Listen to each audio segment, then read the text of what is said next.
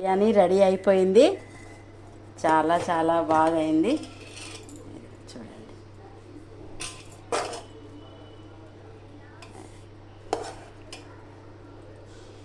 ఇట్లా మంచిగా డ్రై కావాలి. రెడీ బిర్యానీ. కూరని కలిపినట్టు కలపొద్దు. ఓకేనండి, మీద లైట్గా కలుపుకోవాలి. యాక్చువల్లీ అయితే 1 kg రైస్కి 1 kg చికెన్ వేస్తారు. కాకపోతే మా దగ్గర చికెన్ అంత లేదు, అందుకే మేము 1 kg రైస్. అయినా ముక్కలు చాలా బాగా కనిపిస్తున్నాయండి. ఏం లేదు, మసాలా కూడా బాగా ఉన్న దాంట్లో చేసుకోవాలి.